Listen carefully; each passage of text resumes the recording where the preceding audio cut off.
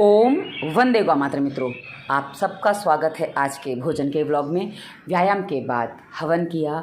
हवन में हम जो सामग्री आहूत करते हैं ना, वो समष्टि के और व्यक्ति के यानी कि प्रत्येक व्यक्ति के काम में आ जाती है, क्योंकि जो रूपांतरित होता है वो रूपांतरण समष्टि के काम आता है और वो समष्टि में शुभ भावना शुभ कामना फैलाता है, जिससे सबका भला हो।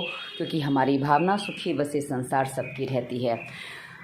सर्वे भवन्तु सुखिनः, सर्वे सन्तु निरामया, सर्वे भद्राणि पश्यन्तु माँ कश्चित् दुःख भाग् भवेत् की भावना के साथ हमने आपके लिए हवन की ऊर्जाएं प्रेषित की हैं, जो आप सबके जीवन में स्वास्थ्य, आरोग्य और एक शांति प्रदान करे, ऐसी हमारे ईश्वर से आप सबके लिए कामना है।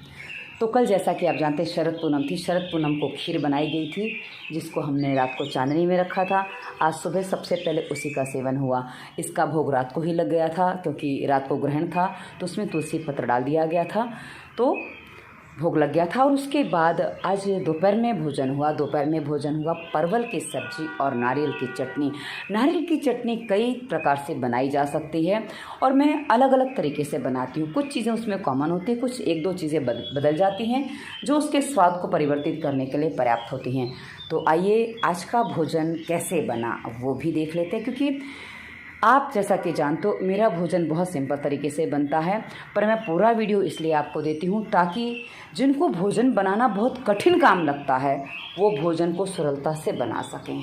तो क्या है ना, आपको लगता है कि भाई भोजन बनाने ये करना पड़ेगा वो करना पड़ेगा, नहीं।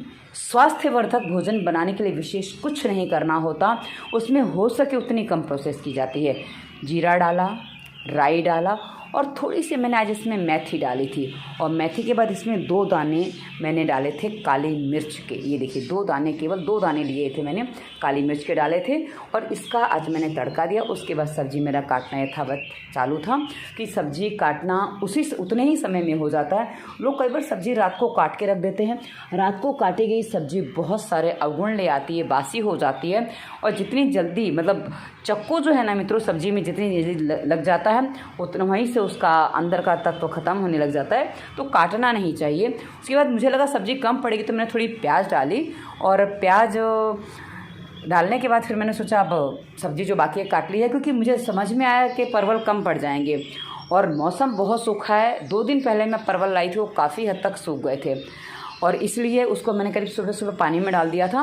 लेकिन फिर भी जैसे थे वैसे ही रहे, कुछ हल्का सा अंतर पड़ा 2-3 घंटे पानी में पड़े रहने के बाद, पर ठीक है।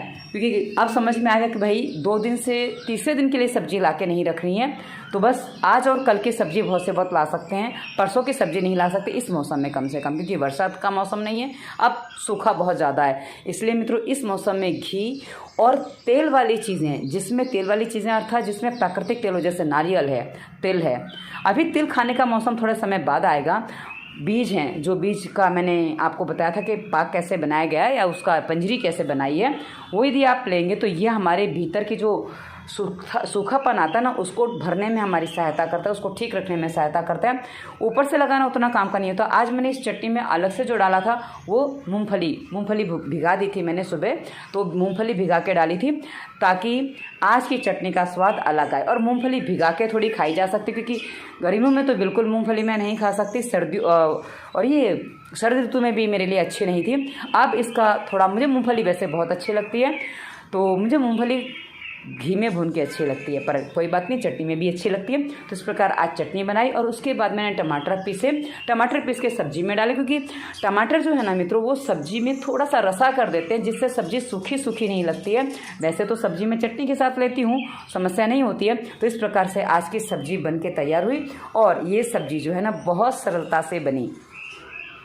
आप भी बना सकते हैं जिसको भोजन बनाना नहीं आता। उसके बाद शाम के भोजन में रहा था ये वही पंजीरी और दूध और पंजीरी रात के भोजन में इसलिए होता है, ये करीब 7 बजे के आसपास मैंने सेवन किया था, ताकि ये पचने में थोड़ा भारी है तो ये आराम से पचे और आराम से पोषण दे, ये मेरा उद्देश्य होता है। क्योंकि ये चीज़ें जो पचने में भारी होती ना, इसको समय लगता है, इसलिए रात को सेवन करना चाहिए। धन्यवाद। वंदे मातरम।